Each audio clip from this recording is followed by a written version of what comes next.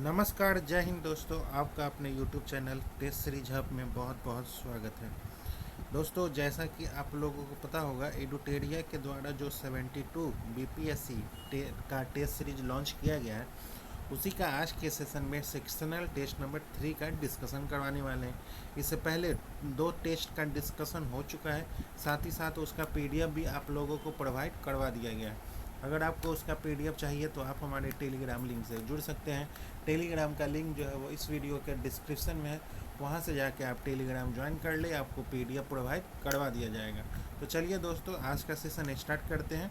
72 BPSC एडुटेरिया के द्वारा test series number 3 आते हैं क्वेश्चन नंबर 1 पे।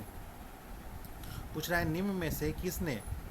निम्नलिखित में से किसने महात्मा गांधी को आदेशित किया था कि वह भारत में प्रथम वर्ष जो है वो खुले कान पर मुंह बंद कर व्यतीत करें? दादा भाई नौरोजी, बाल गंगाधर तिलक, फिरोज शाह मेहता या गोपाल कृष्ण गोखले?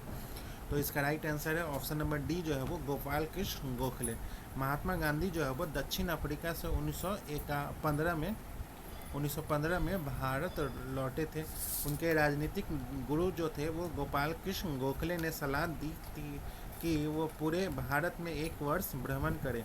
लोगों और देश की स्थिति को समझने के लिए कान खुले रखें लेकिन मुंह बंद रखें। अब चलते हैं क्वेश्चन नंबर 2 पे। रॉलेट एक्ट के विरोध में निम्न में से किसने लगान न देने का आंदोलन चलाने का सुझाव दिया था? अबुल कलाम आज़ाद, महात्मा गांधी, रविंद्रनाथ टैगोर या स्वामी श्रद्धानंद? तो रॉलेट एक्ट के विरोध में स्वामी श्रद्धानंद ने लगान न देने का चलाने का सुझाव दिया था। 1919 में रॉलेट एक्ट के विरोध में महात्मा गांधी के नेतृत्व में रॉलेट सत्याग्रह चलाया गया था। आर्य समाज के प्रमुख नेता स्वामी श्रद्धानंद ने इस सत्याग्रह के कार्यक्रम में लगान न देने का सुझाव दिया था, जिसे गांधी जी ने इसे अस्वीकार कर दिया था क्योंकि वह पूर्ण अहिंसात्मक और व्यवस्थित तरीके से आंदोलन चलाना चाहते थे। अबुल कलाम आज़ाद जो है वो खिलाफत आंदोलन और असहयोग आंदोलन में सक्रिय थे, लेकिन रॉलेट एक्ट के समय लगान न देने का सुझाव उन्होंने नहीं दिया था। रविंद्रनाथ टैगोर जो है वो जालियांवाला बाग हत्याकांड के बाद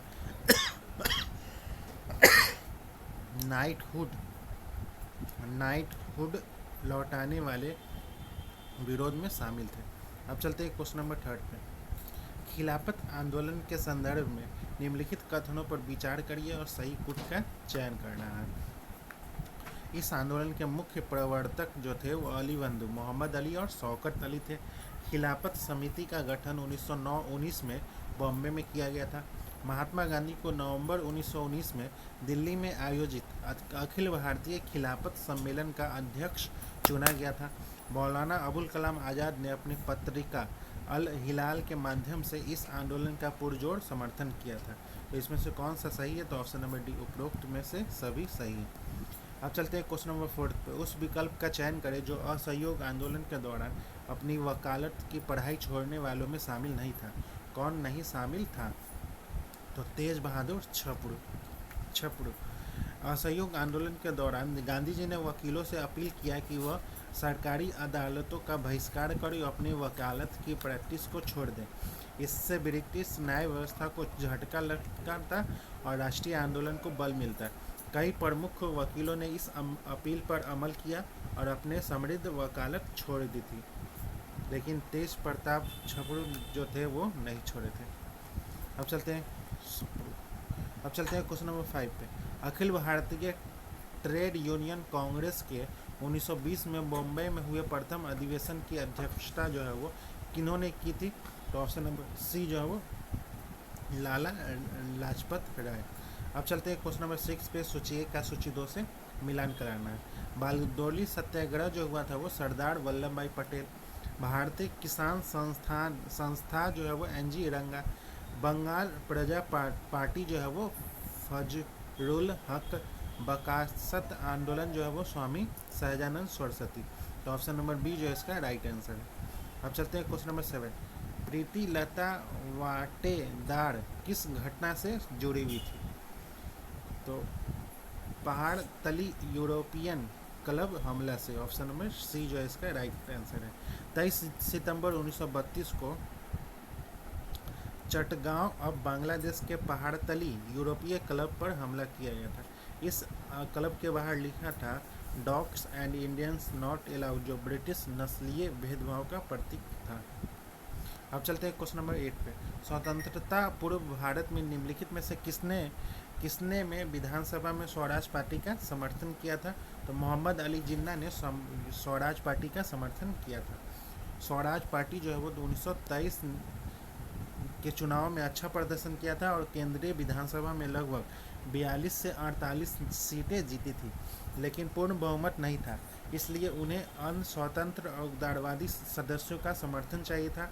1923 के चुनाव के बाद केंद्रीय विधानसभा में मोहम्मद अली जिन्ना ने स्वराज पार्टी का समर्थन किया था। अब चलते हैं क्वेश्चन नंबर 9 पे। वर्ष 1928 में साइमन कमीशन भारत में किस उद्देश्य से आया था? प्रशासनिक सुधार पर विचार के लिए, शिक्षा में सुधार के लिए, कृषि क्षेत्र में सुधार के लिए, सैनिक क्षमता के मूल्यांकन हेतु। सही विकल्प का चयन कराना है। इसमें से कौन सा विकल्प सही है? तो ऑप्शन नंबर बी, केवल पहला विकल्प जो है वो सही है। अब चलते हैं क्वेश्चन नंबर 10 पे। कांग्रेस दल की उग्र शाखा ने, जिसके एक प्रमुख नेता जवाहरलाल नेहरू थे, इंडिपेंडेंस फॉर इंडिया लीग की स्थापना की। वह लीग किसके विरोध में स्थापित हुआ था? गांधी इरविन समझौता, होम रूल आंदोलन, नेहरू रिपोर्ट या इनमें से कोई नहीं? तो इसका राइट आंसर है ऑप्शन नंबर सी जो है वो Nehru report. Independence for India league का गठन 1928 में नेहरू रिपोर्ट का विरोध करने के लिए किया गया था, जिसमें भारत के लिए केवल डोमिनियन दर्जे की मांग की गई थी। जवाहरलाल नेहरू और सुभाष चंद्र बोस जैसे युवा नेताओं ने इस नरम मांग को अस्वीकार कर दिया और ब्रिटिश शासन से पूर्ण स्वराज के लिए अभियान चलाने हेतु इस लीग का गठन किया था। अब चलते हैं क्वेश्चन नंबर 11। गांधी जी ने जिस विदेशी पत्रकार को दांडी यात्रा के समय साबरमती आश्रम में ठहराया था वो कौन थे? रिचर्ड ग्रेग, वेब मिलर या लुई फिशर? तो इसका राइट आंसर है ऑप्शन नंबर बी जो है वो वेब मिलर। महात्मा गांधी ने दांडी मार्च सविनय अवज्ञा आंदोलन की तैयारी के दौरान अमेरिकी पत्रकार वेब मिलर को अपने साबरमती आश्रम में ठहराया था। वेब मिलर जो है वो यूनाइटेड प्रेस के संवाददाता थे। उन्होंने दांडी मार्च को कवर किया और विशेष रूप से 21 मई 1930 को धरसाना नमक कारखाने पर हुए सत्याग्रह की रिपोर्टिंग की, जहां पुलिस ने अहिंसक सत्याग्रहियों पर लाठीचार्ज किया। उनकी प्रसिद्ध रिपोर्ट जो है वो मार्च करने वालों में से किसी ने भी हाथ नहीं उठाया, वे 10 पीन की तरह नीचे गिर गए, ने पूरी दुनिया में ब्रिटिश अत्याचार की निंदा करवाई थी और भारत की आज़ादी की लड़ाई के प्रति विश्व स्तर पर सहानुभूति बढ़ाई। अब चलते हैं क्वेश्चन नंबर 12 पर। महात्मा गांधी जो है वो दरसाना नमक गोदाम पर कांग्रेस कार्यकर्ताओं के धावे के समय कहाँ थे? तो ऑप्शन नंबर ए जो है वो यरवदा जेल में थे। उस 21 मई 1930 को धरसाना नामक गोदाम पर कांग्रेस कार्यकर्ताओं ने हमला किया था। महात्मा गांधी इस घटना के समय यरवदा जेल पुणे में बंद थे। गांधी जी को 4 मई 1930 को मध्य रात्रि को करारी गांव में गिरफ्तार किया गया था, जब वे धरसाना नामक कारखाने पर सत्याग्रह करने की योजना बना रहे थे। अब चलते हैं क्वेश्चन नंबर 13 पे। निम्न कथनों पर विचार करिए। पहला, एलन कैंपबेल जॉनसन ने गांधी इरविन समझौते में गांधी जी के लाभों को सांत्वना पुरस्कार कहा था। गांधी इरविन समझौते के हस्ताक्षरित होने में सरोजनी नायडू एवं मोहम्मद अली जिन्ना ने प्रमुख भूमिका निभाई थी। सत्य विकल्प का चयन कराना है। तो इसका राइट आंसर है ऑप्शन नंबर ए, केवल पहला जो है वो सही है। अब चलते हैं क्वेश्चन नंबर 14 पे। निम्नलिखित में से किन व्यक्तियों ने द्वितीय गोलमेज सम्मेलन में भाग लिया था? किसने भाग लिया था? महात्मा गांधी, सरोजनी नायडू, मदन मोहन मालवीय या मौलाना आज़ाद? तो इसका राइट आंसर है ऑप्शन नंबर सी, महात्मा गांधी, सरोजनी नायडू और मदन मोहन मालवीय ने द्वितीय गोलमेज सम्मेलन जो सितंबर से दिसंबर 1931 तक लंदन में आयोजित हुआ था, यह गांधी इरविन समझौता 5 मार्च 1931 के परिणाम स्वरूप बुलाया गया था। जिसमें महात्मा गांधी को कांग्रेस की ओर से एकमात्र आधिकारिक प्रतिनिधि के रूप में भाग लेने का निमंत्रण मिला था। गांधी जी इरविन पैक्ट के बाद कांग्रेस की ओर से अकेले आधिकारिक प्रतिनिधि के रूप में लंदन गए थे। उन्होंने सम्मेलन में अल्पसंख्यक मुद्दे पर जोर दिया था, लेकिन कोई सहमति नहीं बन सकी। सरोजनी नायडू ने महात्मा गांधी के साथ लंदन जाकर सम्मेलन में सक्रिय रूप से भाग लिया था। वे कांग्रेस की प्रमुख महिला नेता थी और गांधी जी के साथ यात्रा की थी। पंडित मदन मोहन मालवीय भी द्वितीय गोलमेज सम्मेलन में भारतीय प्रतिनिधि में शामिल थे।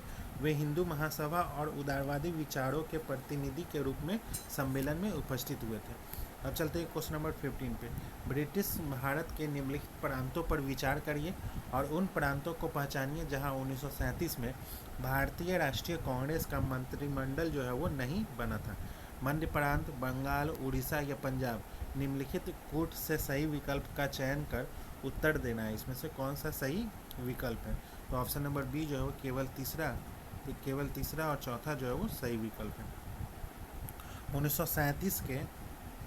1937 के चुनाव में भारतीय राष्ट्रीय कांग्रेस ने 11 में से 8 प्रांतों जैसे मद्रास, मध्य प्रांत, बिहार, उड़ीसा, संयुक्त प्रांत, बॉम्बे, असम और उत्तर पश्चिम सीमांत प्रांत में सरकारें बनाई थी। कांग्रेस ने बंगाल, पंजाब और सिंध में सरकार नहीं बनाई थी। कांग्रेस ने लगभग 1585 में से 716 सीटें जीती थी। कांग्रेस को 5 प्रांतों में पूर्ण बहुमत मिला था, जिसमें मद्रास, बॉम्बे, बिहार, संयुक्त प्रांत और मध्य प्रांत था। बंगाल यहाँ फजरुल हक के नेतृत्व में कृषक प्रजा पार्टी और मुस्लिम लीग की गठबंधन सरकार बनी थी। अब पंजाब में जो है वो यहाँ यूनिस्ट पार्टी ने सरकार बनाई थी। अब चलते हैं क्वेश्चन नंबर 16 पे। 1946 के नौसेना विद्रोह के दौरान किसने आत्मसमर्पण की अपील की थी? महात्मा गांधी, सरदार पटेल, जवाहरलाल नेहरू या उपरोक्त में एक से अधिक। तो इसका राइट आंसर है ऑप्शन नंबर बी जो है वो सरदार पटेल ने आत्मसमर्पण की अपील की थी। अब चलते हैं क्वेश्चन नंबर 17 पे। मुस्लिमों के लिए एक पृथक देश का प्रथम बार निश्चित अभिव्यक्ति कहाँ हुई थी? तो 1930 के मुस्लिम लीग के इलाहाबाद अधिवेशन में मोहम्मद इकबाल के अध्यक्षीय भाषण में। ऑप्शन नंबर ए जो इसका राइट आंसर है। अब चलते हैं क्वेश्चन नंबर 18 पे।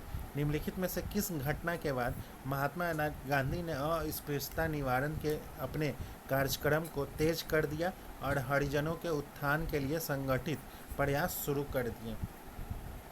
तो इसका राइट आंसर है ऑप्शन नंबर ए जो है दलित वर्गों के प्रतिनिधित्व के संबंध में गांधी जी और BR अम्बेडकर के बीच समझौता हुआ था। ऑप्शन नंबर ए जो इसका राइट आंसर है। अब चलते हैं क्वेश्चन नंबर 19 पे।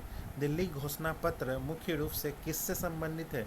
तो गोलमेज सम्मेलन में भाग लेने के लिए भारतीय नेताओं द्वारा रखी गई शर्तें हैं।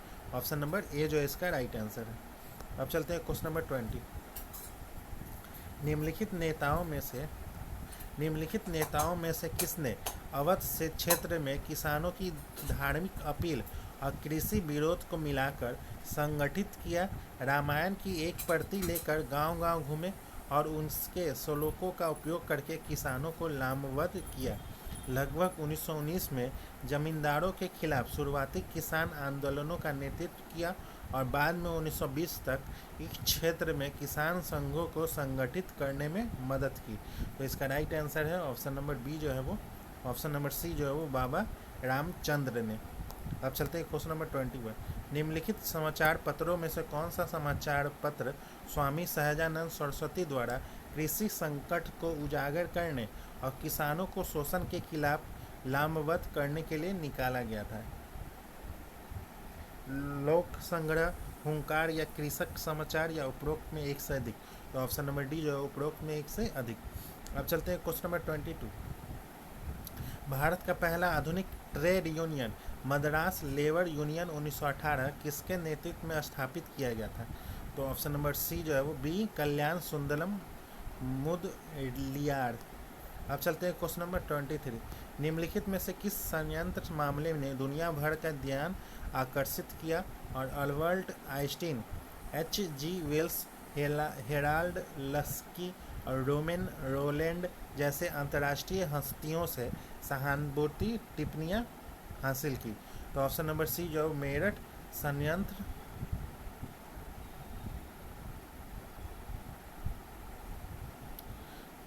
संयंत्र मामला, ऑप्शन नंबर सी जो इसका राइट आंसर है। अब चलते हैं क्वेश्चन नंबर 24। असहयोग आंदोलन के स्थगन के बाद निम्नलिखित में से कौन सा विकल्प स्वराजवादियों और नो चेंजर के बीच सही अंतर स्पष्ट करता है? कौन अंतर स्पष्ट करता है? तो ऑप्शन नंबर बी जो स्वराजवादियों ने विधान परिषदों में प्रवेश की वकालत की ताकि उन्हें भीतर से ही समाप्त किया जा सके, जबकि नो चेंजर ने रचनात्मक कार्यों और बहिष्कार जारी करने रखने पर जोर दिया। ऑप्शन नंबर बी जो इसका राइट आंसर है। अब चलते हैं क्वेश्चन नंबर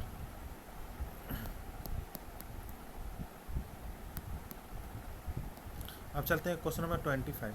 निम्नलिखित में से कौन सा विकल्प साइमन कमीशन के प्रति राजनीतिक प्रतिक्रिया को सही ढंग से दर्शाता है? कौन सा विकल्प? तो कांग्रेस ने कमीशन का बहिष्कार किया और मुस्लिम लीग विभाजित थी, एक गुट इसका समर्थन कर रहा था जबकि दूसरा इसका विरोध। ऑप्शन नंबर बी जो इसका राइट आंसर है। अब चलते हैं क्वेश्चन नंबर 26। निम्नलिखित में से कौन सी नेहरू रिपोर्ट 1928 की सिफारिश की थी? कौन सी नेहरू रिपोर्ट 1928 की सिफारिश की थी? भारत के लिए डोमिनियन स्टेट, अलग निर्वाचन मंडलों के बजाय संयुक्त निर्वाचन मंडल, प्रांतों का भाषाई पुनर्गठन, केंद्र में उत्तरदायी सरकार। तो इसका राइट आंसर है ऑप्शन नंबर सी जो है चारों इसका राइट आंसर है। अब चलते हैं क्वेश्चन नंबर 27। इरविन घोषणा 31 अक्टूबर 1929 में कहा गया था कि इरविन घोषणा में क्या कहा गया था? तो डोमिनियन स्टेट्स को भारत की संवैधानिक प्रगति के स्वाभाविक परिणाम के रूप में स्वीकार किया गया। ऑप्शन नंबर ए जो इसका राइट आंसर है। अब चलते हैं क्वेश्चन नंबर 28। निम्नलिखित घटनाओं पर विचार करें और उन्हें सही कालानुक्रमिक क्रम में व्यवस्थित करना है। मुस्लिम लीग ने अंतरिम सरकार में शामिल होने का फैसला किया। संविधान सभा की पहली बैठक, कैबिनेट मिशन द्वारा रिपोर्ट प्रस्तुत किया गया। अंतरिम सरकार के लिए रास्ता बनाने हेतु वायसराय की कार्यकारी परिषद के सदस्यों का इस्तीफा। तो ऑप्शन नंबर ए जो है इसका राइट आंसर है। कैबिनेट मिशन, पहले मुस्लिम लीग ने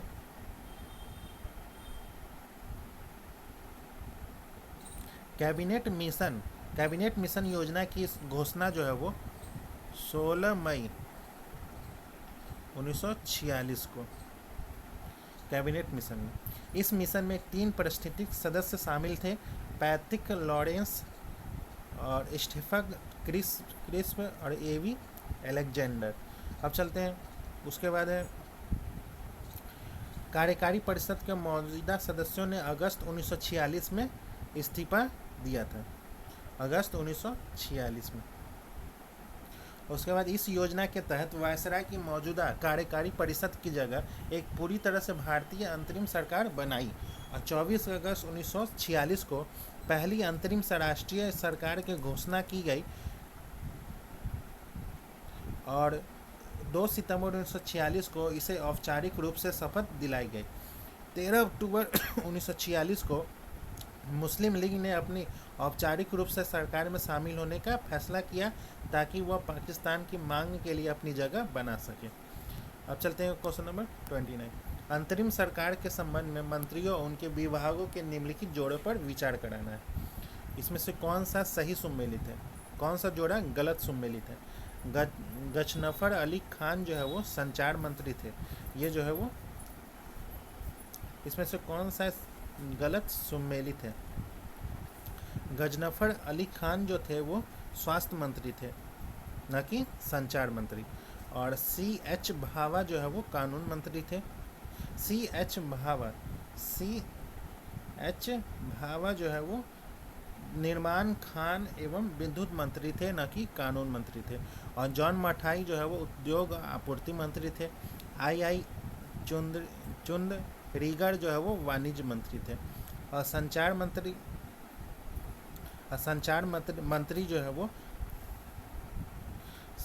मंत्री जो थे वो अब्दुल अब्दुल रब निस्तर थे। और कानून मंत्री जो थे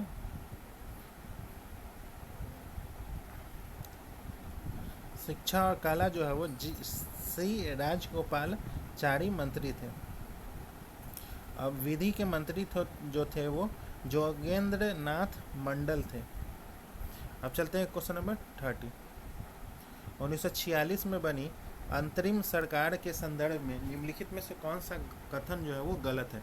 तो ऑप्शन नंबर बी जो है वो जवाहरलाल नेहरू को परिषद का अध्यक्ष बनाया गया था, ये जो है वो गलत है। जवाहरलाल नेहरू ने कार्यकारी परिषद के उपाध्यक्ष के रूप में कार्य किया था, न कि अध्यक्ष के रूप में। अब चलते हैं क्वेश्चन नंबर 31। निम्नलिखित में से कौन सा भारत सरकार अधिनियम 1919 की मुख्य विशेषताएं हैं? कौन सा मुख्य विशेषताएं? केंद्र में द्वैत शासन की शुरुआत की गई। पहली बार प्रांतीय बजट को केंद्रीय बजट से अलग किया गया। मुस्लिम समुदाय के लिए अलग प्रतिनिधित्व की शुरुआत की गई और अलगाववाद के बीज बोए।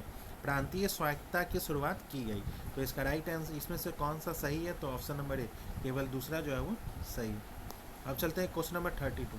भारतीय स्वतंत्रता अधिनियम 1947 के तहत भारतीय रियासतों पर ब्रिटिश क्राउन की सर्वोच्चता समाप्त हो गई और क्राउन के साथ सभी संधियां अमान्य हो गई। ऑप्शन नंबर सी जो इसका राइट आंसर है। अब चलते हैं क्वेश्चन नंबर 33। भारतीय स्वतंत्रता अधिनियम 1947 के तहत हुए सिलहट जनमत संग्रह का परिणाम यह हुआ कि सिलहट जो है वो पाकिस्तान में शामिल हो गया। ऑप्शन नंबर बी जो है इसका राइट आंसर है। अब चलते हैं क्वेश्चन नंबर 34। भारतीय स्वतंत्रता के संदर्भ में संवैधानिक स्वदेशिता की अवधारणा का तात्पर्य जो है वो क्या है? तो ऑप्शन नंबर बी जो है वो स्वदेशी संप्रभुता स्थापित करने के लिए भारतीय संविधान द्वारा भारतीय स्वतंत्रता अधिनियम को निरस्त करना। ऑप्शन नंबर बी जो है इसका राइट आंसर है। अब चलते हैं क्वेश्चन नंबर 35। भारत सरकार अधिनियम 1935 ने महिलाओं को प्रदान किया। पहला जो है वो पुरुषों के समान मतदान का अधिकार, विधानमंडल में आरक्षित सीटें, पृथक निर्वाचन मंडल। तो ऑप्शन नंबर डी जो है वो केवल दूसरा और तीसरा जो है इसका राइट आंसर है। विधानमंडल में आरक्षित सीटें और पृथक निर्वाचन मंडल। अब चलते हैं क्वेश्चन नंबर 36। भारत सरकार अधिनियम 1858 ने भारत का शासन निम्नलिखित में से किसको हस्तांतरित किया था? तो ईस्ट इंडिया से ब्रिटिश क्राउन को। ऑप्शन नंबर बी जो है वो ईस्ट इंडिया से ब्रिटिश क्राउन को। अब चलते हैं क्वेश्चन नंबर 37। भारत के संविधान के निम्नलिखित में से किस प्रावधान को 26 नवंबर 1949 को तत्काल प्रभाव से लागू कर दिया गया था? कौन से प्रावधान को? नागरिकता और संघीय व्यवस्था, चुनाव, अस्थायी संसद या मौलिक अधिकार। तो इसका राइट आंसर है ऑप्शन नंबर डी जो है वो चुनाव और अस्थायी संसद। ऑप्शन नंबर डी जो है इसका राइट आंसर है। अब चलते हैं क्वेश्चन नंबर 38। निम्नलिखित कथनों पर विचार करिए जो पूना समझौता से संबंधित है। कौन सा पूना समझौता से संबंधित है? इस समझौते के तहत दलितों के लिए पृथक निर्वाचन मंडल की व्यवस्था समाप्त कर दी गई। प्रांतीय विधानमंडल में दलितों के लिए आरक्षित सीटों की संख्या सांप्रदायिक अधिनिर्णय से अधिक कर दी गई और केंद्रीय विधानमंडल में दलितों के लिए पृथक निर्वाचन प्रणाली को बनाए रखा गया। यह गैर मुस्लिम निर्वाचन क्षेत्रों में दलितों के लिए एक निश्चित प्रतिशत सीटें आरक्षित करने का प्रावधान किया गया। तो इसका राइट आंसर है ऑप्शन नंबर बी जो है वो केवल पहला, दूसरा और चौथा जो है वो सही है। 1932 में हुए इस समझौते का मुख्य उद्देश्य जो था वो दलितों के लिए राजनीतिक प्रतिनिधित्व को सुनिश्चित करना था, लेकिन साथ ही हिंदू समाज के विभाजन को रोकना भी था। इसलिए पहले दिन कल दलितों के लिए जो पृथक निर्वाचन मंडल का प्रावधान था उसे इस समझौते द्वारा समाप्त कर दिया गया और इस जगह संयुक्त निर्वाचन मंडल लागू किया गया। दलितों के लिए प्रतिनिधित्व को मजबूत करने के लिए उनकी आरक्षित सीटों की संख्या को 71 से बढ़ाकर 147 कर दिया गया। आगे यह प्रावधान भी किया गया कि सामान्य गैर मुस्लिम निर्वाचन क्षेत्रों में दलितों के लिए एक निश्चित प्रतिशत सीटें आरक्षित रहेगी। तीसरा कथन जो है वो गलत है, क्योंकि इस समझौते के बाद केंद्रीय विधानमंडल सहित कहीं भी पृथक निर्वाचन प्रणाली को बनाए नहीं रखा गया, बल्कि हर जगह संयुक्त निर्वाचन प्रणाली ही लागू की गई। अब चलते हैं क्वेश्चन नंबर 39। निम्न कथनों पर विचार कराना है। पहला, गांधी जी द्वारा सितंबर 1932 में अखिल भारतीय अस्पृश्यता विरोधी लीग का गठन किया गया, जिसका बाद में बदलकर हरिजन सेवक संघ कर दिया गया। गांधी जी द्वारा 1933 में हरिजन नामक साप्ताहिक पत्र का प्रकाशन प्रारंभ किया गया। 7 नवंबर 1933 को गांधी जी द्वारा अहमदाबाद से हरिजन यात्रा प्रारंभ की गई। असत्य कथन का चयन करें। इसमें से कौन सा असत्य है? तो ऑप्शन नंबर सी, केवल तीसरा जो है वो असत्य है, क्योंकि 7 नवंबर 1933 को गांधी जी द्वारा वर्धा से उन्होंने अपनी हरिजन यात्रा प्रारंभ की थी, न कि अहमदाबाद से। अब चलते हैं question number 40। Akhil Bharatiya Congress Samajwadi party के संबंध में निम्न कथनों पर विचार कराना है। पहला, वर्ष 1934 में पटना में अखिल भारतीय कांग्रेस समाजवादी पार्टी के संयोजक जयप्रकाश नारायण थे। समाजवाद से सहानुभूति होने के कारण औपचारिक रूप से जवाहरलाल नेहरू इस दल में शामिल हुए थे। इसमें से कौन सा सही है? तो ऑप्शन नंबर ए, केवल पहला है जो है वो सही। अब चलते हैं क्वेश्चन नंबर 41। निम्न कथनों पर विचार करिए। पहला, 1935 के अधिनियम के उपरांत 1937 में हुए चुनाव में गठित कांग्रेस मंत्रिमंडल का कार्यकाल 2 साल 4 महीने का था। कांग्रेस मंत्रिमंडलों के त्यागपत्र देने की खुशी में 22 अक्टूबर 1939 के दिन को जिन्ना द्वारा भारत के सभी मुसलमानों को मुक्ति दिवस के रूप में मनाने का आह्वान किया गया था। इसमें से सत्य कथन का चयन कराना। इसमें से कौन सा सही है? तो ऑप्शन नंबर ए, केवल पहला जो है वो सही है। अब चलते हैं क्वेश्चन नंबर 42। निम्न कथनों पर विचार करिए। पहला, 1927 की बटलर कमेटी का उद्देश्य राष्ट्रीय समाचार पत्रों पर सेंसर लागू करना था। वर्ष 1939 में भारत प्रजामंडल के अध्यक्ष जवाहरलाल नेहरू थे। तो ऑप्शन नंबर ए, केवल पहला जो है वो सही। अब चलते हैं क्वेश्चन नंबर 43। श्री कृष्ण सिंह द्वारा गठित बिहार की निर्वाचित सरकार ने फरवरी 1938 में किस कारण से इस्तीफा दे दिया था? तो राजनीतिक कैदियों को छोड़ने के कारण। ऑप्शन नंबर सी जो इसका राइट आंसर है। अब चलते हैं क्वेश्चन नंबर 44। किस भारतीय राष्ट्रवादी ने जर्मनी और ब्रिटेन के बीच युद्ध को ऐसे ईश्वर प्रदत्त अवसर के रूप में देखा जिसमें भारतीयों को उस स्थिति का अपने हित में लाभ उठाने का मौका मिलता है? तो ऑप्शन नंबर सी जो है वो सुभाष चंद्र बोस। अब चलते हैं क्वेश्चन नंबर 45। ब्रितानिया सरकार के प्रस्ताव को प्रारूप घोषणा जो सर स्टेफर्ड क्रिस्प लाए थे में सम्मिलित था। में क्या क्या सम्मिलित था? तो भारत के एक डोमिनियन स्थिति की जानी चाहिए, सब प्रांतों और राज्यों को मिलाकर एक भारतीय संघ होना चाहिए, कोई भी प्रांत या भारतीय राज्य भारतीय संघ के बाहर रहने का निर्णय ले सकता है, भारत का संविधान भारत की जनता द्वारा निर्मित किया जाएगा। नीचे दिए गए कोड का उपयोग करके सही उत्तर का चयन कराना है। तो इसका right answer option number D, चारों जो है वो सही है। अब चलते हैं क्वेश्चन नंबर 46। निम्नलिखित कथनों पर विचार करिए। पहला, चौधरी रहमत अली द्वारा प्रयुक्त पाकिस्तान शब्द ब्रिटिश भारत की 5 इकाइयों के नामों के प्रथम अक्षरों से बना था। लाहौर प्रस्ताव 1940 में पाकिस्तान शब्द का स्पष्ट उल्लेख किया गया था। मोहम्मद अली जिन्ना ने लाहौर अधिवेशन में यह कहा था कि वे केवल एक पृथक मुस्लिम राज्य से कम किसी भी व्यवस्था को स्वीकार नहीं करेंगे। उपरोक्त में से कौन सा कथन सही है? तो ऑप्शन नंबर ए जो है वो केवल पहला और तीसरा जो है वो सही है। अब चलते हैं क्वेश्चन नंबर 47। चार्टर एक्ट 1853 के संबंध में निम्नलिखित कथनों पर विचार करिए। पहला, इसने गवर्नर जनरल की परिषद के विधायी और कार्यकारी कार्यों को अलग कर दिया था। इसने मैकाले समिति की सिफारिशों के आधार पर सिविल सेवाओं के लिए खुली प्रतियोगिता शुरू की थी। इसने ईस्ट इंडिया कंपनी के कार्यकाल को अनिश्चित काल के लिए बढ़ा दिया था। इसने नियंत्रण बोर्ड को समाप्त कर दिया था। ऊपर दिए गए कथनों में से कौन सा सही है? इसमें से कौन सा सही है? तो ऑप्शन नंबर बी, केवल पहला, दूसरा और तीसरा जो है वो सही। अब चलते हैं क्वेश्चन नंबर 48। कौन सा वायसराय पद पर रहते हुए कांग्रेस के अधिवेशन में शामिल हुआ था? कौन सा वायसराय? तो डफरिंग या हार्डिंग द्वितीय या माउंटबेटन। तो इसका राइट आंसर है ऑप्शन नंबर डी, जो उपरोक्त में से कोई नहीं। भारतीय राष्ट्रीय कांग्रेस की स्थापना 1885 में लॉर्ड डफरिंग के वायसराय काल में हुई थी। उन्होंने कांग्रेस के प्रतिनिधि के रूप में मुंबई में एक गार्डन पार्टी भी दी थी, लेकिन वह आधिकारिक तौर पर कांग्रेस के किसी भी अधिवेशन में शामिल नहीं हुए थे। 1885 से 1947 के बीच कोई भी पदस्थ वायसराय कांग्रेस अधिवेशन में शामिल नहीं हुआ था। अब चलते हैं क्वेश्चन नंबर 49। जवाहरलाल नेहरू के विषय में निम्नलिखित कथनों पर विचार करिए। पहला, वह 1947 में कांग्रेस दल के अध्यक्ष थे। उन्होंने संविधान सभा की अध्यक्षता की थी। तीसरा जो है वो भारत की स्वतंत्रता से पूर्व उन्होंने संयुक्त प्रांत में प्रथम कांग्रेस मंत्रिमंडल बनाया था। इसमें से कौन सा सही है? इसमें से इन कथनों में से कौन सा सही है? तो ऑप्शन नंबर डी, कोई भी सही नहीं है। 1947 में जवाहरलाल नेहरू कांग्रेस के अध्यक्ष नहीं थे।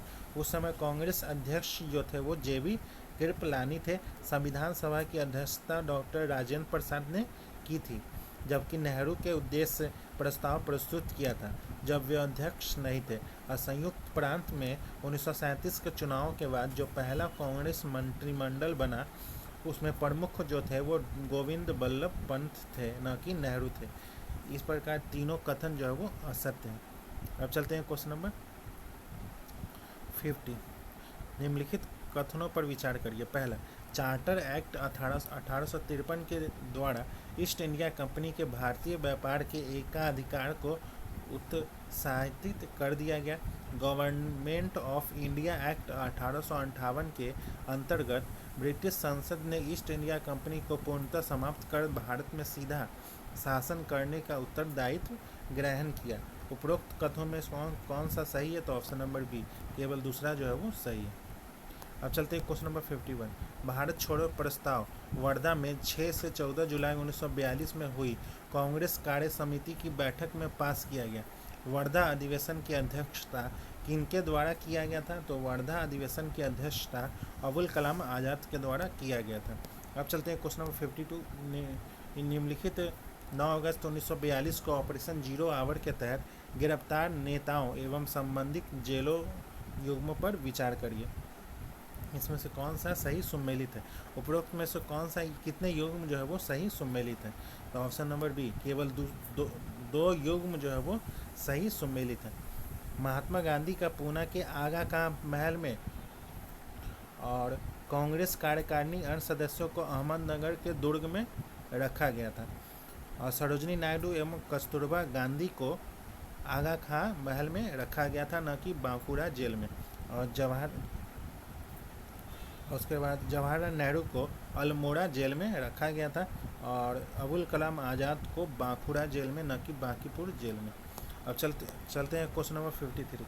भारत छोड़ो आंदोलन के संबंध में निम्नलिखित कथनों पर विचार करिए। भारत छोड़ो आंदोलन के उपरांत मुस्लिम लीग एवं कांग्रेस के बीच संवैधानिक गतिरोध को दूर करने के लिए जवाहरलाल नेहरू ने 1944 में दी वे आउट नामक पैम्पलेट जारी किया था। भारत की स्वतंत्रता हेतु सुभाष चंद्र बोस द्वारा जापान विदेश मंत्रालय की सहायता से द फ्री इंडिया सेंटर का गठन किया गया था। इसमें से कौन सा सही है? तो ऑप्शन नंबर डी, ना तो एक ही ना ही दो। भारत छोड़ो आंदोलन के उपरांत मुस्लिम लीग एवं कांग्रेस के बीच संवैधानिक गतिरोध को दूर करने के लिए सी राजगोपालाचारी ने 1944 में दी वे आउट नामक पैम्पलेट जारी किया था। भारत की स्वतंत्रता की लड़ाई में सुभाष चंद्र बोस अग्रणी क्रांतिकारी थे। भारत की स्वतंत्रता हेतु विदेशी सहायता प्राप्त करने के लिए बोस जो है वो 1941 में जर्मनी पहुंचे थे, जहां जर्मन विदेश मंत्रालय की सहायता से उन्होंने द फ्री इंडिया सेंटर का गठन किया था, जहां से वो आज़ादी के पक्ष में पर्चे छपवाते थे और भाषण देते थे। अब चलते हैं क्वेश्चन नंबर 54। निम्नलिखित में से कौन सा कथन गलत है? तो आज़ाद हिंद फौज का गठन सबसे पहले जापान में हुआ था। ऑप्शन नंबर बी जो है वो गलत है, क्योंकि इसका जो सिंगापुर में हुआ था। आज़ाद हिंद फौज का प्रारंभिक गठन जो है वो जापान में नहीं बल्कि दक्षिण पूर्व एशिया विशेषकर सिंगापुर में हुआ था। अब चलते हैं क्वेश्चन नंबर 55। कैबिनेट मिशन के संबंध में निम्नलिखित कथनों पर विचार करिए। पहला, कैबिनेट मिशन 24 मार्च 1946 को दिल्ली आया था, जिसकी अध्यक्षता जो है वो भारत के राज्य सचिव स्टेफर्ड फोर्ड क्रिस द्वारा किया गया था। कैबिनेट मिशन ने त्रिस्तरीय शासन व्यवस्था के सुझाव का प्रस्तुत किया था। और तीसरा जो है वो मौलाना अबुल कलाम आज़ाद कैबिनेट मिशन के भारत आगमन के समय भारतीय राष्ट्रीय कांग्रेस के अध्यक्ष थे। तो ऑप्शन नंबर बी जो है वो केवल दूसरा और तीसरा जो है वो सही है। अब चलते हैं क्वेश्चन नंबर 56। वर्ष 1947 में कांग्रेस कमेटी के बैठक द्वारा विभाजन के प्रस्ताव के पारित होने को किस स्वतंत्रता सेनानी ने राष्ट्रवाद का संप्रदायवाद के पक्ष में समर्पण के रूप में लिया था? तो इसका राइट आंसर है ऑप्शन नंबर सी जो है डॉक्टर सैफुद्दीन किचलू। अब चलते हैं क्वेश्चन नंबर 57। किस मिशन योजना के संदर्भ में गांधी जी ने कहा था कि यह योजना उस समय की परिस्थितियों के परिप्रेक्ष्य में सबसे उत्कृष्ट योजना की, जिसमें ऐसे बीज थे जिनसे दुख की मारी भारत भूमि यातना से मुक्त हो सकती है? तो ऑप्शन नंबर बी जो कैबिनेट मिशन इसका राइट आंसर है। अब चलते हैं क्वेश्चन नंबर 58। निम्नलिखित में से कौन सी तिथि को मुस्लिम लीग ने सीधी कार्रवाई दिवस हेतु सुनिश्चित किया था? तो 16 अगस्त 1946 को, 16 अगस्त 1946 ऑप्शन नंबर डी जो इसका राइट आंसर है। अब चलते हैं निम्नलिखित युग्मों पर विचार करिए। उपयुक्त में से कितने युग्म जो है वो सही सुमेलित है? कितने युग्म जो है वो सही सुमेलित है? तो ब्रिटिश संसद में भारतीय स्वाधीनता विधेयक पेश जो हुआ था वो 4 जुलाई 1947 को हुआ था। जवाहरलाल नेहरू के नेतृत्व में अंतरिम सरकार का गठन जो हुआ था वो 2 सितंबर 1946 को हुआ था। मुस्लिम लीग का अंतरिम सरकार में शामिल होना 26 अक्टूबर 1946 को हुआ था। तो ऑप्शन नंबर सी जो है वो सभी तीनों कथन जो है वो सही है। अब चलते हैं क्वेश्चन नंबर 60। भारत के विभाजन का बाल्कन प्लान उपज था, किसका उपज था? तो लॉर्ड माउंटबेटन के मस्जिद का उपज था। ऑप्शन नंबर सी जो इसका राइट आंसर है। 24 मार्च से 6 मई 1947 के बीच भारतीय नेताओं के साथ 133 साक्षात्कारों की तीव्र श्रृंखला के बाद माउंटबेटन ने तय किया कि कैबिनेट मिशन की रूपरेखा अव्यावहारिक हो सकती है। तब उन्होंने एक वैकल्पिक योजना बनाई जिसे बाल्कन प्लान का गुप्त नाम दिया गया। अब चलते हैं क्वेश्चन नंबर 61। प्रथम गोलमेज सम्मेलन की चर्चाओं के संबंध में निम्नलिखित कथनों पर विचार करें। इसमें से कौन सा सही है? अल्पसंख्यक प्रतिनिधित्व और पृथक निर्वाचन मंडल का मुख्य चर्चाओं में हावी रहा। रियासतों ने बिना किसी शर्त के और तुरंत संघ में शामिल होने पर सहमति व्यक्त की। सम्मेलन में केंद्र में उत्तरदायी सरकार की संभावनाओं पर चर्चा की गई। कांग्रेस की अनुपस्थिति में ने कार्रवाई की प्रभावशीलता और वैधता को कम कर दिया। तो इसमें से कौन सा सही है? तो ऑप्शन नंबर ए केवल पहला, तीसरा और चौथा जो है वो सही। अब चलते हैं क्वेश्चन नंबर 62। द्वितीय गोलमेज सम्मेलन के असफल होने का मुख्य कारण जो था वो क्या था? तो सांप्रदायिक प्रतिनिधित्व का मुद्दा। ऑप्शन नंबर सी जो इसका राइट आंसर है। अब चलते हैं क्वेश्चन नंबर 63। निम्नलिखित में से कौन सा विकल्प सही है? कौन सा विकल्प सही है? तो तीनों गोलमेज सम्मेलन के समय इंग्लैंड का प्रधानमंत्री जेम्स रैमजे मैकडोनाल्ड था। ऑप्शन नंबर बी जो इसका राइट आंसर है। अब चलते हैं क्वेश्चन नंबर 64। निम्नलिखित में से किस नेता ने कांग्रेस सोशलिस्ट पार्टी के मुख्य सिद्धांत कार्य के रूप में कार्य किया और भारतीय परिस्थितियों में निहित लोकतांत्रिक समाजवाद पर जोर दिया? तो इसका राइट आंसर है ऑप्शन नंबर बी जो आचार्य नरेंद्र देव। अब चलते हैं क्वेश्चन नंबर 65। कांग्रेस समाजवादी दल का पहला अखिल भारतीय सम्मेलन कब और कहाँ किया गया था? तो 31 अक्टूबर 1934 को मुंबई में किया गया था। ऑप्शन नंबर बी जो इसका राइट आंसर है।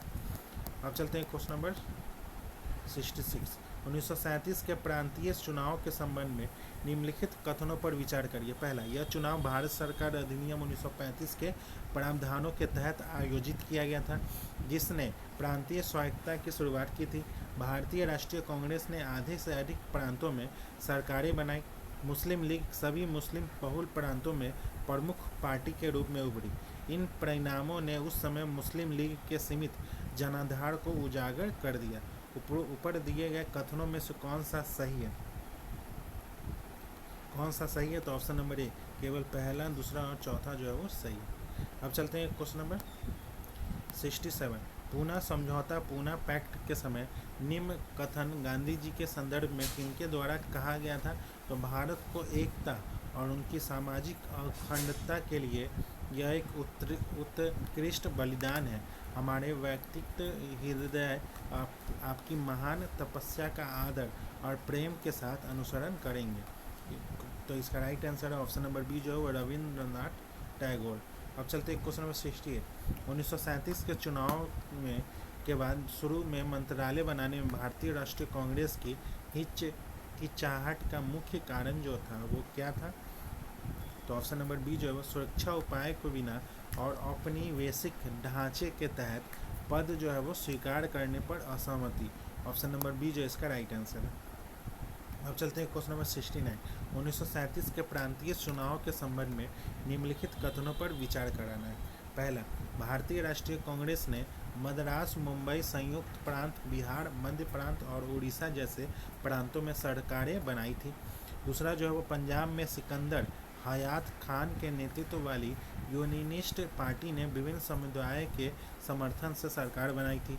तीसरा जो है मुस्लिम लीग ने बंगाल और सिंध प्रांतों में पूर्ण बहुमत हासिल किया था। चौथा जो है वो उत्तर पश्चिम सीमांत प्रांत में कांग्रेस ने खान अब्दुल गफ्फार खान के प्रभाव में सरकार बनाई थी। उपरोक्त में से कौन सा सही है? तो ऑप्शन नंबर ए, केवल पहला, दूसरा और चौथा जो है वो सही है। अब चलते हैं क्वेश्चन नंबर 70। सूची 1 का सूची 2 से मिलान कराना है। प्रथम गोलमेज सम्मेलन 1930 में कांग्रेस की अनुपस्थिति लेकिन संघीय ढांचे पर सहमति बनी थी। और द्वितीय गोलमेज सम्मेलन 1931 में अल्पसंख्यक प्रतिनिधित्व और दलित वर्गों के मुद्दे पर गतिरोध हुआ था। तृतीय गोलमेज सम्मेलन 1932 में कम भागीदारी के कारण संवैधानिक प्रस्तावों का समेकन हुआ था। डी में है सांप्रदायिक अधिनिर्णय 1932 में दलित वर्गों के लिए पृथक निर्वाचन मंडलों का विस्तार हुआ था। तो ऑप्शन नंबर डी जो इसका राइट आंसर है। अब चलते हैं क्वेश्चन नंबर 71। पाकिस्तान शब्द का इस्तेमाल सबसे पहले 1933 में पॉलिटिकल कॉन्टेक्स्ट में किसने और किस पैम्पलेट में किया था? तो चौधरी रहमत अली ने नाव और नेवर में किया था। ऑप्शन नंबर बी जो इसका राइट आंसर है। अब चलते हैं क्वेश्चन नंबर 72। पाकिस्तान की मांग के विकास के बारे में इन बातों पर गौर करना है। पहला, एक अलग मुस्लिम देश के विचार को पहली बार 1940 के लाहौर अधिवेशन में ऑल इंडिया मुस्लिम लीग ने आधिकारिक रूप से स्वीकार किया था। दूसरा जो है वो लाहौर प्रस्ताव में बंटवारे की मांग करते समय साफ तौर पर पाकिस्तान शब्द का इस्तेमाल किया गया था। मोहम्मद इकबाल ने अपने 1930 के इलाहाबाद भाषण में उत्तर पश्चिम भारत में मुस्लिम बहुल प्रांतों के एक करने का सुझाव दिया था। चौथा जो है कृष्ण मिशन 1942 ने प्रांतों को अलग होने का विकल्प देकर अप्रत्यक्ष रूप से पाकिस्तान की मांग को मजबूत किया था। उपरोक्त में से कौन सा कथन सही है? तो ऑप्शन नंबर बी, केवल पहला, तीसरा और चौथा कथन जो है वो सही है। अब चलते हैं क्वेश्चन नंबर 73। व्यक्तिगत सत्याग्रह के दौरान युद्ध के लिए एक आदमी नहीं, एक पाई नहीं नारे का मुख्य मतलब जो था वो क्या था? तो किसी भी तरह से ब्रिटिश युद्ध की कोशिशों का समर्थन करने से इनकार करना। ऑप्शन नंबर बी जो इसका राइट आंसर है। अब चलते हैं क्वेश्चन नंबर 74। व्यक्तिगत सत्याग्रह के संबंध में निम्नलिखित कथनों पर विचार करिए। पहला, आंदोलन की अहिंसक आध्यात्मिक प्रकृति को उजागर करने के लिए विनोबा भावे को पहले सत्याग्रही के रूप में चुना गया था। जवाहरलाल नेहरू को दूसरे सत्याग्रही के रूप में चुना गया था, लेकिन सत्याग्रह करने से पहले ही उन्हें गिरफ्तार कर लिया गया था। इस आंदोलन ने जन संघर्ष से हटकर अभिजात वर्ग के नेतृत्व वाले विरोध की और पूर्ण बदलाव का संकेत दिया था। चौथा जो है वो सविनय अवज्ञा आंदोलन की तुलना में ब्रिटिश सरकार ने इस आंदोलन के प्रति नरम रुख अपनाया था। तो इसमें से कौन सा सही है? तो ऑप्शन नंबर बी, केवल पहला, दूसरा और चौथा जो है वो सही है। अब चलते हैं क्वेश्चन नंबर 75। अगस्त प्रस्ताव के तहत किसे वीटो जैसा अधिकार मिला था? किसे मिला था? तो अल्पसंख्यक को वीटो जैसा अधिकार मिला था। अब चलते हैं क्वेश्चन नंबर 76। व्यक्तिगत सत्याग्रह की प्रकृति परिणामों के संबंध में निम्नलिखित कथनों पर विचार करिए। इसमें से कौन सा सही है? तो बड़े पैमाने पर दमन से बचने के लिए इस आंदोलन को जानबूझकर सीमित दायरे में रखा गया था और इसका उद्देश्य असहयोग के माध्यम से ब्रिटिश प्रशासन को पंगु बनाना था। इसमें भाग लेने के लिए महात्मा गांधी से पूर्व अनुमति लेना आवश्यक था। इसने लोकतंत्र के लिए लड़ने के लिए ब्रिटिश दावों और भारत को स्वतंत्रता देने से इनकार करने के बीच के विरोधाभास को उजागर किया था। ऊपर दिए कथनों में से कौन सा सही है? तो ऑप्शन नंबर ए, केवल पहला, तीसरा और चौथा जो है वो सही है। अब चलते हैं क्वेश्चन नंबर 77।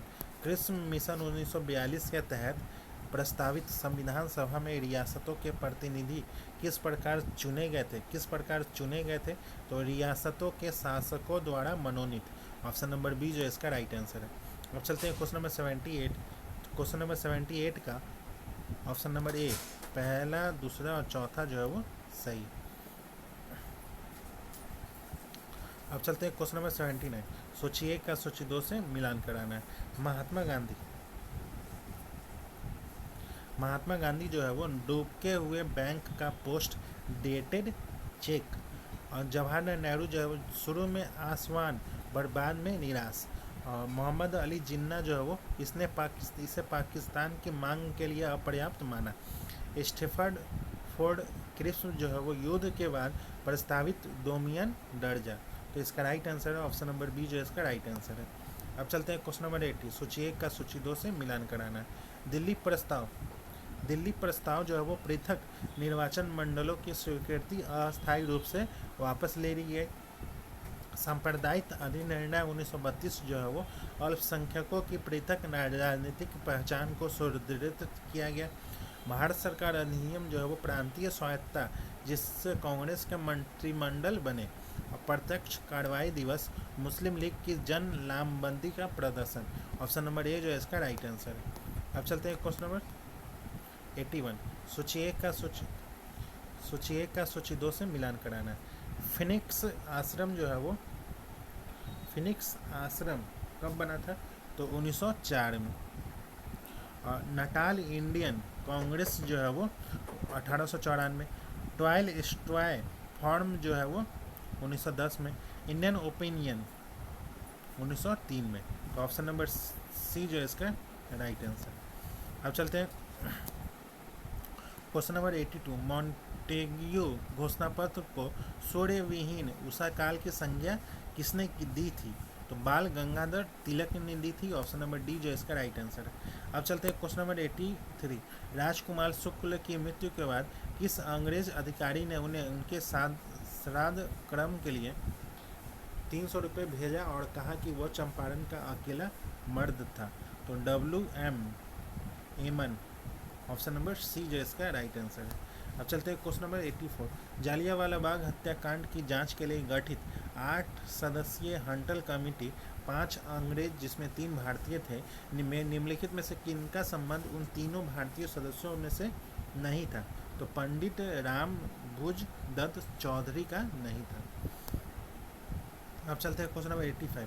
निम्न युग्मों में से कौन सा सही सुमेलित है? इन युग्मों में से कौन सा सही सुमेलित है? चंपारण राजेंद्र प्रसाद, अहमदाबाद मिल श्रमिक मोलारजी देसाई, या खेड़ा वल्लभ भाई पटेल। इसमें से कौन सा सही सुमेलित है? तो ऑप्शन नंबर सी, पहला और तीसरा जो है वो सही सुमेलित है।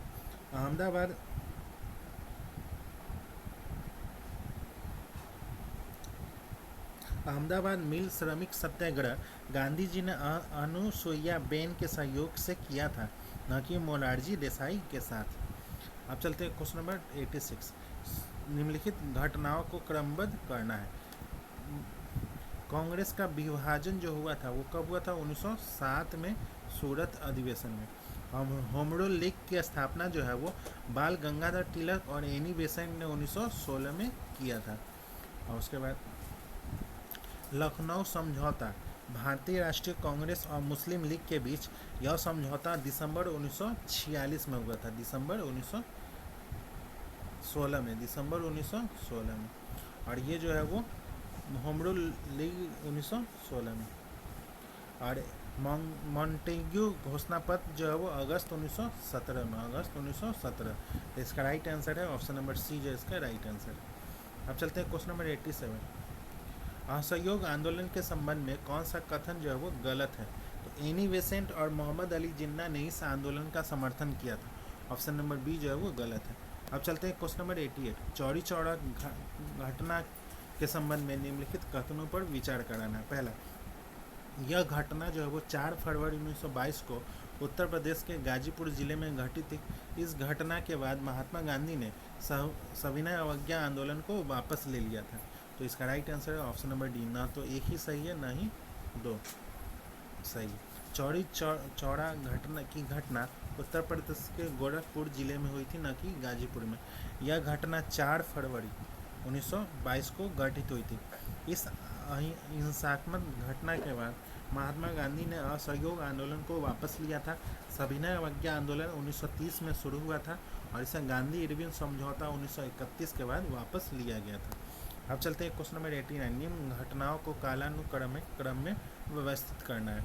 हंटर आयोग, इसमें से कौन सा सही है? तो वुड घोषणा पत्र जो है वो 19 जुलाई 1854 को, 19 जुलाई 1854 को। हंटर आयोग की स्थापना जो है वो 1882 में, हंटर आयोग 1882।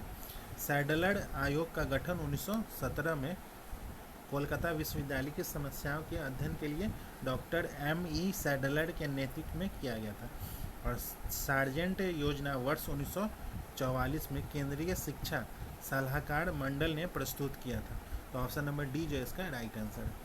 अब चलते हैं क्वेश्चन नंबर 90। रॉलिक्ट एक्ट के तहत ब्रिटिश सरकार किसी व्यक्ति को बिना मुकदमा चलाए कितने वर्षों तक जेल में रख सकती है? तो 2 वर्षों तक। ऑप्शन नंबर ए जो इसका राइट आंसर है। अब चलते हैं क्वेश्चन नंबर 91। भारतीय इतिहास में 8 अगस्त 1942 के संदर्भ में निम्नलिखित कथनों में से कौन सा सही है? तो अखिल भारतीय कांग्रेस कमेटी द्वारा भारत छोड़ो प्रस्ताव अंगीकार किया गया था। ऑप्शन नंबर ए जो है वो सही है। अब चलते हैं क्वेश्चन नंबर 92। निम्नलिखित में से किन पार्टियों ने भारत छोड़ो आंदोलन का समर्थन नहीं किया था? किन पार्टियों ने भारत छोड़ो आंदोलन का समर्थन नहीं किया था? तो हिंदू महासभा ने, कम्युनिस्ट पार्टी ऑफ इंडिया ने, यूनियनिस्ट पार्टी ऑफ पंजाब ने। ऑप्शन नंबर डी जो है वो उपरोक्त सभी। अब चलते हैं क्वेश्चन नंबर 93। भारत छोड़ो आंदोलन के दौरान बहुत से स्थानों पर राष्ट्रीय सरकारें स्थापित की गई। निम्नलिखित में से कौन सा सम्मिलित नहीं है?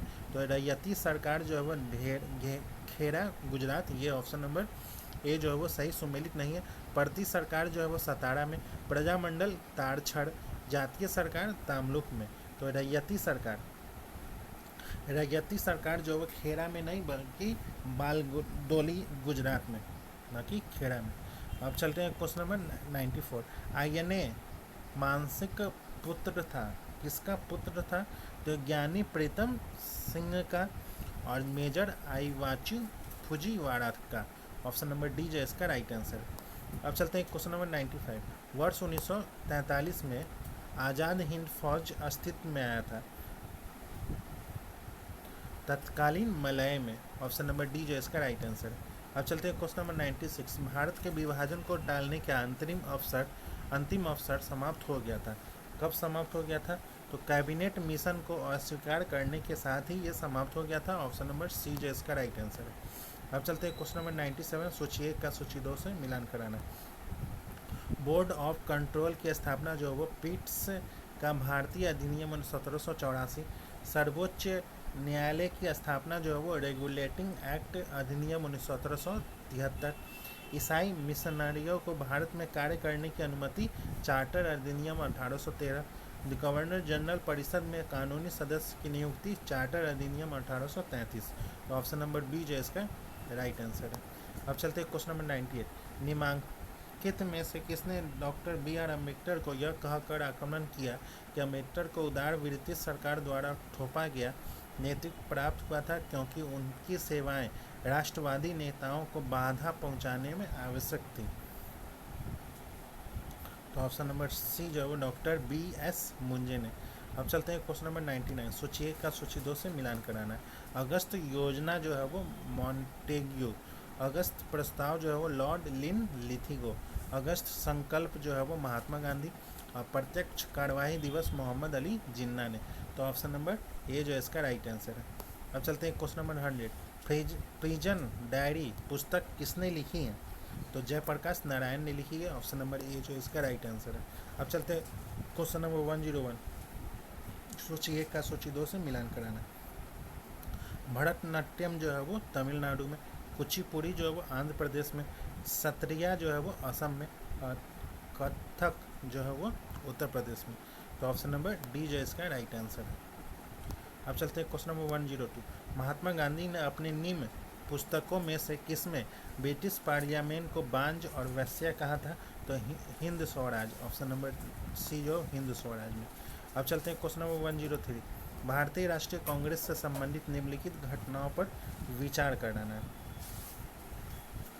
1929 को भारतीय राष्ट्रीय कांग्रेस का लाहौर अधिवेशन हुआ, गांधी इरविन समझौता हुआ था, और भारतीय राष्ट्रीय कांग्रेस का कराची अधिवेशन हुआ था, राजगुरु को फांसी दी गई थी। नीचे दिए गए घटनाओं को कालानुक्रम का चयन कराना, इसमें से कौन सा कब हुआ था? तो कांग्रेस का लाहौर अधिवेशन जो है वो दिसंबर 1929 में हुआ था, दिसंबर 1929 में। गांधी इरविन समझौता जो है वो 5 मार्च 1931 को हुआ था, जबकि कांग्रेस का कराची अधिवेशन जो है वो 29 से 31 मार्च 1931 को हुआ था। अब भगत सिंह, सुखदेव और राजगुरु को 23 मार्च 1931 को फांसी दी गई थी। तो इस प्रकार इसका राइट आंसर है ऑप्शन नंबर ए जो है इसका राइट आंसर है।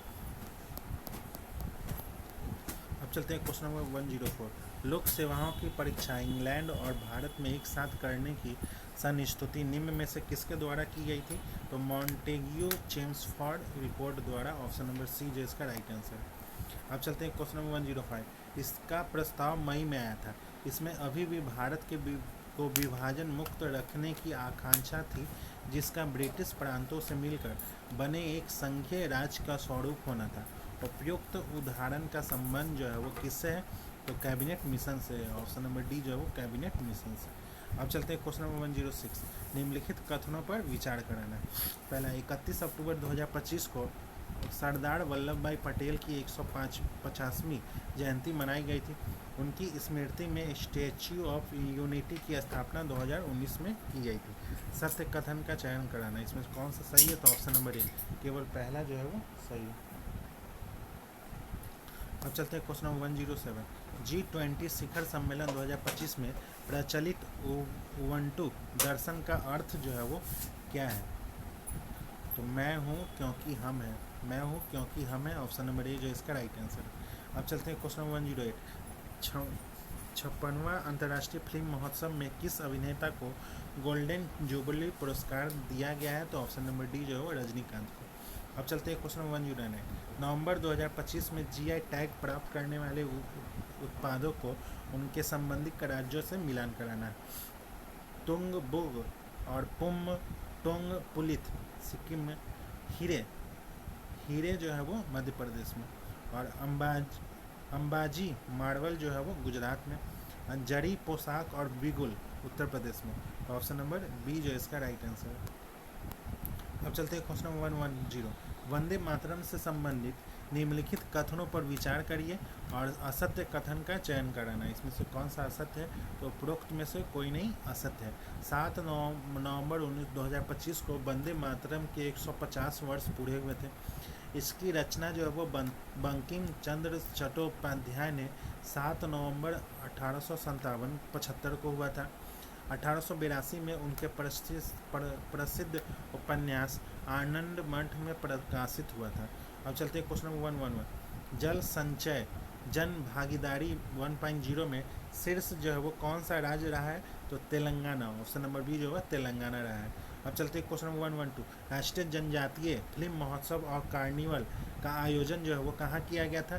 तो ऑप्शन नंबर ए जो है वो इम्फाल में। अब चलते हैं क्वेश्चन नंबर 113। निम्नलिखित कथनों पर विचार कराना है। पहला, लखनऊ जो है वो भारत का पहला शहर बन गया है जिसे यूनेस्को क्रिएटिव सिटीज नेटवर्क के तहत सिटी ऑफ गैस्ट्रोनॉमी घोषित किया गया है। यह घोषणा जो उज्बेकिस्तान के समरकंद में यूनेस्को के 43वें सम्मेलन के दौरान किया गया था। यूनेस्को क्रिएटिव सिटीज नेटवर्क की स्थापना 2004 में की गई थी। इसमें से कौन सा सही है? तो ऑप्शन नंबर बी, केवल दूसरा और तीसरा जो है वो सही है। लखनऊ को यूनेस्को ने 2025 में क्रिएटिव सिटीज नेटवर्क के तहत सिटी ऑफ गैस्ट्रोनॉमी घोषित किया है, जो इसके अवधि व्यंजनों और समृद्ध पाक विरासतों को वैश्विक मान्यता प्रदान है। और लखनऊ के हैदराबाद 2019 के बाद भारत का दूसरा ऐसा शहर है जो पारंपरिक पाक कला, स्थानीय सामग्री और सततता और सांस्कृतिक आदान प्रदान के मानदंडों पर खड़ा उतरा है। अब चलते हैं question number 115। Question number 114। Bharat का पहला पूर्णतः डिजिटल संग्रहालय शहीद वीर नारायण सिंह स्मारक एवं जनजातीय स्वतंत्रता सेनानी संग्रहालय का उद्घाटन जो है वो कहाँ किया गया है? तो ऑप्शन नंबर ए जो है वो नवा रायपुर। अब चलते हैं क्वेश्चन नंबर 115। चक्रवात मोन्था का नामकरण किसने किया है? तो ऑप्शन नंबर सी जो है थाईलैंड ने। अब चलते हैं क्वेश्चन नंबर 116। किस राज्य से पापुआ न्यू गिनी को फोर्टिफाइड चावल कर्नेल का पहला सफल निर्यात किया गया है? किसे किया गया है? तो ऑप्शन नंबर सी जो है छत्तीसगढ़ को। अब चलते हैं क्वेश्चन नंबर 117। सोचिए इनमें से कितने कथन जो है वो सही हैं? तूफान जो है वो कम मेगी हाल ही में फिलीपींस और वियतनाम को प्रभावित करने वाला एक शक्तिशाली तूफान था। और तोड़ कम सीमा पाकिस्तान और अफगानिस्तान के बीच एक महत्वपूर्ण अंतर्राष्ट्रीय सीमा है, न कि ईरान और पाकिस्तान के बीच। 2025 का एशिया प्रशांत आर्थिक सहयोग शिखर सम्मेलन जो है वो ग्योंजी में हुआ था। और आसियान का 47वां शिखर सम्मेलन जो है वो कुलारामपुर में हुआ था। कितने कथन सही हैं? तो ऑप्शन नंबर सी, केवल 3 कथन जो है वो सही है और एक जो है वो गलत है। अब चलते हैं क्वेश्चन नंबर 118। नवीनतम गठित बिहार सरकार मंत्रिमंडल में समाज कल्याण किसे आमंत्रित किया गया है? तो श्री मदन सहनी को। अब चलते हैं question number 119। Walk to Mars राष्ट्रव्यापी राष्ट्रीय अभियान किस देश से संबंधित है? तो ऑप्शन नंबर सी जो है वो यूएई से। अब चलते हैं question number 120। Operation Southern Spear किसके लिए चलाया गया है? तो यूएसए के द्वारा चलाया गया है दक्षिण अमेरिका के ड्रग तस्कर को नष्ट करने के लिए। ऑप्शन नंबर ए जो है इसका राइट आंसर है। अब चलते हैं क्वेश्चन नंबर 121। मित्र शक्ति 11वां 2025 के भागीदार कौन है? तो भारत और श्रीलंका। ऑप्शन नंबर सी जो है इसका राइट आंसर। अब चलते हैं question number 122। Operation white cauldron का संबंध निम्न में से किससे है? तो सी जो है वो राजस्व खुफिया निदेशालय से है। अब चलते हैं क्वेश्चन नंबर 123। निम्नलिखित कथनों पर विचार करें और गलत कौन सा है बताएं। तो घोस्ट जेली फिश इसराइल द्वारा विकसित पानी के नीचे चलने वाला ड्रोन है। तो चीन ने घोस्ट जेलीफिश विकसित किया है, न कि इजराइल ने। अब चलते हैं क्वेश्चन नंबर 124। केंद्र सरकार सभी स्कूलों में कक्षा 3 से आर्टिफिशियल इंटेलिजेंस पर पाठ्यक्रम शुरू करेगी। इसके लिए सीबीआई द्वारा गठित विशेषज्ञ समिति के अध्यक्ष जो है वो कौन है? तो Kartik Raman. Option number C जो इसका राइट आंसर है। अब चलते हैं क्वेश्चन नंबर 125। भारत की पहली स्वदेशी CAR-T सेल थेरेपी क्या है? तो next CAR-19। Option number A जो है इसका राइट आंसर है। अब चलते हैं क्वेश्चन नंबर 126। मंगलयान 2 मिशन के संबंध में निम्नलिखित कथनों पर विचार करिए। इसे 2030 में प्रक्षेपित करने की योजना है। इसका मुख्य उद्देश्य मंगल ग्रह की सतह पर उतरना है। अब तक केवल रूस, चीन और अमेरिका ही मंगल ग्रह के सतह पर उतरे हैं। तो ऑप्शन नंबर डी जो है वो पहला, दूसरा, तीसरा तीनों सही है। अब चलते हैं क्वेश्चन नंबर 127। किस देश ने थोरियम मोल्टेन रिएक्टर में पहली बार थोरियम 232 और यूरेनियम 233 में सफलतापूर्वक रूपांतरित करने की ऐतिहासिक उपलब्धि हासिल की है? तो ऑप्शन नंबर डी जो है वो चाइना ने। अब चलते हैं क्वेश्चन नंबर 1 to 8। बीज विधेयक 2025 के संबंध में निम्नलिखित कथनों पर विचार करिए। कितने कथन जो है वो सही हैं? तो ऑप्शन नंबर सी, 3 कथन जो है वो सही हैं। बीज विधेयक 2025 भारत सरकार द्वारा प्रस्तावित नया बीज कानून है जो मौजूदा बीज अधिनियम 1966 और बीज नियंत्रण आदेश 1983 को प्रतिस्थापित करेगा। सभी बीज विक्रेताओं, उत्पादकों और वितरकों का पंजीकरण आवश्यक है। किसानों को अपनी उपज से बीज संग्रह, उपयोग और विनिमय करने का अधिकार होगा। और केंद्रीय और राज्य स्तरीय बीज समितियों के गठन और उनकी भूमिकाओं का निर्धारण किया जाएगा, न कि जिला स्तरीय। ऑप्शन नंबर, इसका राइट आंसर है ऑप्शन नंबर सी, 3 कथन जो है वो सही है, पहला, तीसरा और चौथा। दूसरा जो है वो गलत है, क्योंकि केंद्रीय और राज्य स्तरीय, न कि जिला स्तरीय। अब चलते हैं क्वेश्चन नंबर 1 to 9। भारत में नाबार्ड द्वारा आयोजित पहला अर्थ समिट 2025-26 कहाँ आयोजित किया गया था? तो ऑप्शन नंबर बी जो है वो हैदराबाद में। अब चलते हैं क्वेश्चन नंबर 130। अंतर्राष्ट्रीय प्राकृतिक संरक्षण संघ IUCN के नवीनतम वैश्विक आकलन में कौन सा राष्ट्रीय उद्यान को गुड अच्छा रेटिंग प्राप्त करने वाला भारत का एकमात्र प्राकृतिक विश्व धरोहर स्थल है? तो ऑप्शन नंबर डी जो है वो कंचनजंगा। अब चलते हैं क्वेश्चन नंबर 131। न्यायमूर्ति सूर्यकांत को भारत के मुख्य न्यायाधीश के रूप में किस क्रम पर नियुक्त किया गया है? तो 53 में। ऑप्शन नंबर सी जो 53 में। अब चलते हैं क्वेश्चन नंबर 132। ICC महिला क्रिकेट विश्व कप 2025 के संबंध में निम्नलिखित कथनों पर विचार कराना है। पहला, भारतीय महिला क्रिकेट टीम ने पहली बार ICC महिला क्रिकेट विश्व कप 2025 का खिताब जीता है। यह टूर्नामेंट भारत और श्रीलंका की संयुक्त मेजबानी में आयोजित हुआ था। फाइनल में भारत ने न्यूजीलैंड को हराया था। इसमें से कौन सा सही है?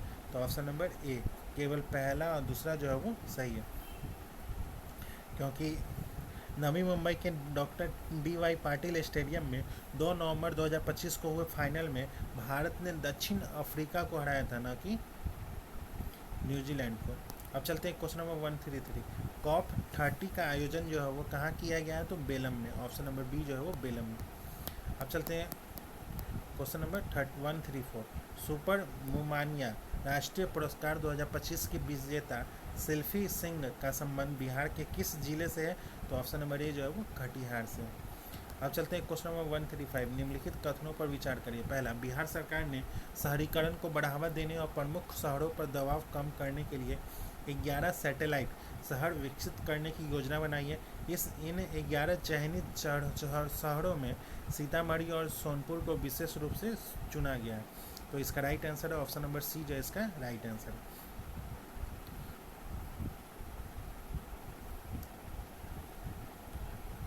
सीतामढ़ी को मां जानकी गढ़ती या सीतापुरम और सोनपुर ग्रेटर पटना के रूप में विशेष रूप से चुना गया है। और अब चलते हैं क्वेश्चन नंबर 136। गोगाविल झील के संबंध में निम्नलिखित कथनों पर विचार करिए। यह बिहार के कटिहार जिले में स्थित एक महत्वपूर्ण आर्द्र भूमि है। इसे नवंबर 2025 में भारत का 94वां रामसर स्थल घोषित किया गया था। यह झील गंगा और कोसी नदियों के बीच ट्रांस गंगा मैदान में फैली हुई है। उपरोक्त में से कौन सा सही है? तो ऑप्शन नंबर ए, केवल पहला और दूसरा जो है वो सही है। अब चलते हैं क्वेश्चन नंबर 137।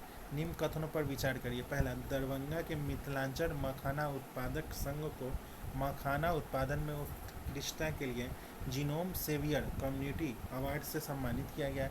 पूर्णिया के किसान नकुल सिंह को खीर मोहन धान के लिए plant genome saviour farmer award मिला है।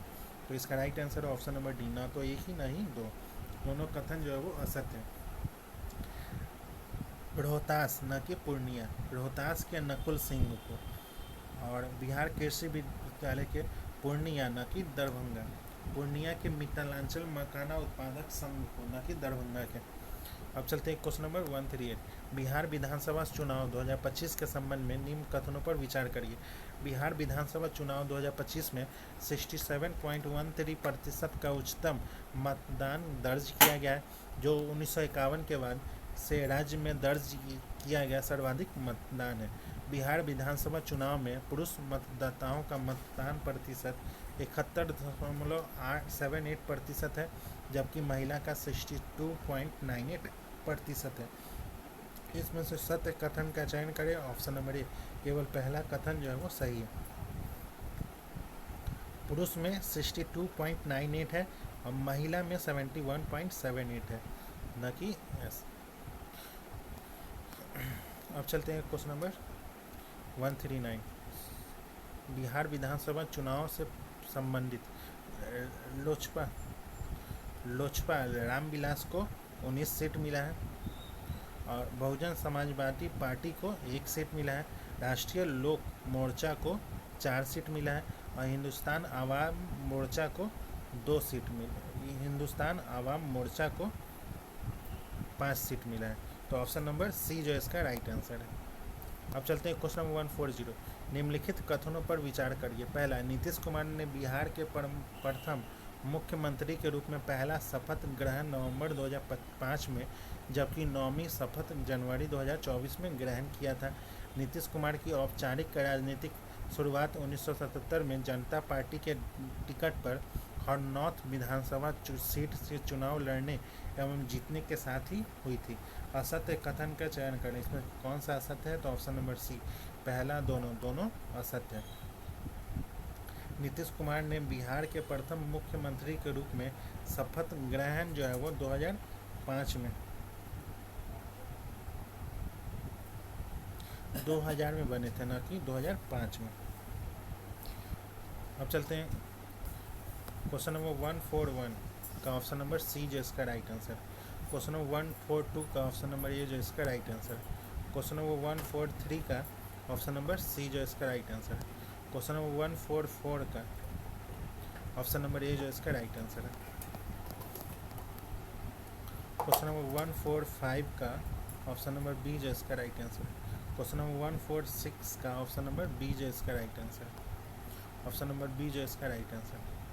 क्वेश्चन नंबर 147, क्वेश्चन नंबर 147 का ऑप्शन नंबर सी जो इसका राइट आंसर। क्वेश्चन नंबर 148 का ऑप्शन नंबर बी जो इसका राइट आंसर। क्वेश्चन नंबर 149 का ऑप्शन नंबर सी जो इसका राइट आंसर।